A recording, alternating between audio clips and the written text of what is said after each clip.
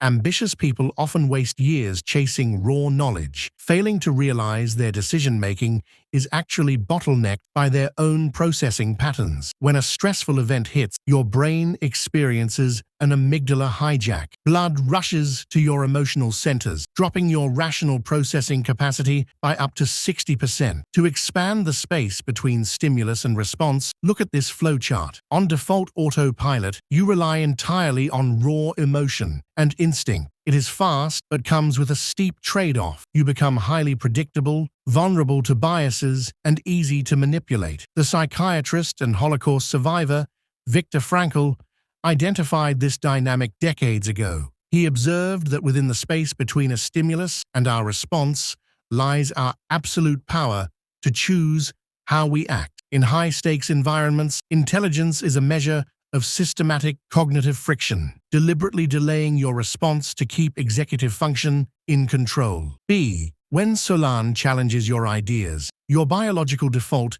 is to immediately fire back with counter-arguments. You want to defend your ego and prove you are right. The first shift requires you to suspend that ego. This matrix maps the choices. Instead of arguing to win the conflict, you ask genuine Socratic questions to understand their perspective. When you stop pushing, the other person naturally lowers their defenses. They open up, handing you critical data about their core motivations, while pulling you both out of your respective filter bubbles. The trade-off is entirely emotional. You must endure the acute short-term discomfort of feeling like you're backing down or losing the argument in that moment. C.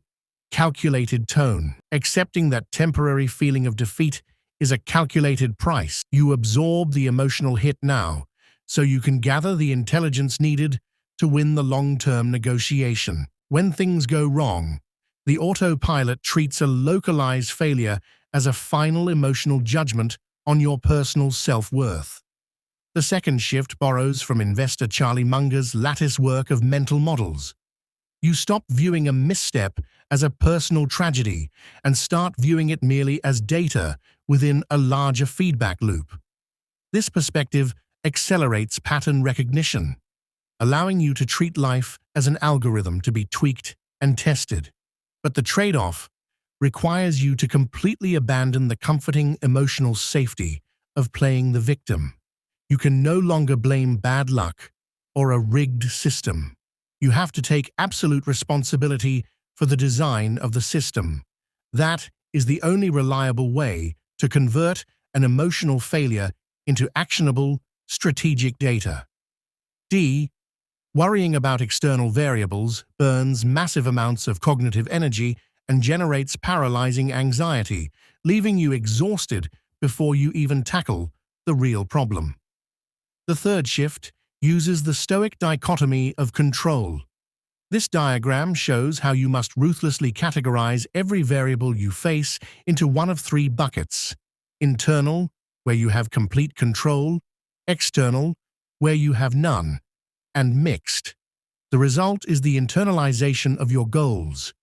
You shift your focus entirely to the process, eradicating the mental energy normally wasted on hoping for a specific outcome.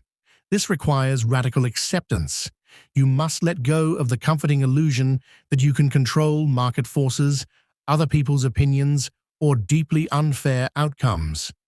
E. Relinquishing the illusion of control serves as the primary safeguard for your executive function, ensuring brain power is reserved strictly for solvable problems. When a conversation gets quiet, the psychological doubt avoidance tendency kicks in. People naturally rush to speak or make hasty decisions, simply to end the agonizing discomfort of uncertainty. The fourth shift turns that discomfort into a tool. You deliberately withhold your speech and use silence as an active method of observation. By letting the moment breathe, you force others to fill the void and reveal more information, while simultaneously building a quiet, unpredictable authority for yourself. The trade-off is tension. You must endure the acute social awkwardness of dead air and relinquish the immediate validation of being the center of attention. Withholding your response transfers the pressure of uncertainty onto the other person, shifting the situational leverage into your hands. During a sudden crisis, every biological instinct you have screams at your brain to immediately fight or flee. The fifth shift counters that instinct using somatic intervention, like the 4-7-8 breathing technique, combined with psychological self-distancing to actively force a pause. This physical pause shifts blood flow away from the reactive amygdala and back to the prefrontal cortex, restoring your capacity for rational agency. The trade-off is the massive effort required to build the habit. It takes conscious practice to deliberately hit the brakes when your body demands acceleration. Maintaining a fly-on-the-wall perspective in a crisis asserts cognitive dominance over your own biological reactions. All of this requires constant ego suppression, which leads us to the final evaluation. G is the exhausting effort of consistently taking the high road, actually yielding tangible benefits. Let's look at this chart, mapping the return on investment. We are weighing the input of your cognitive and emotional effort against the output of your situational leverage. For professionals and students, look at the upper left quadrant. Shifts 1 and 4, asking questions and using silence, are high-leverage tools for navigating politics without making enemies.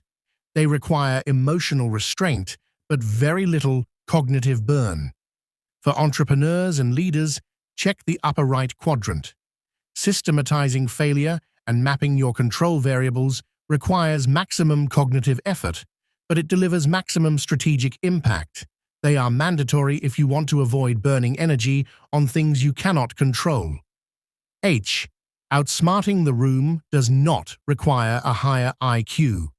It requires allocating your limited cognitive calories precisely where they yield the absolute highest leverage.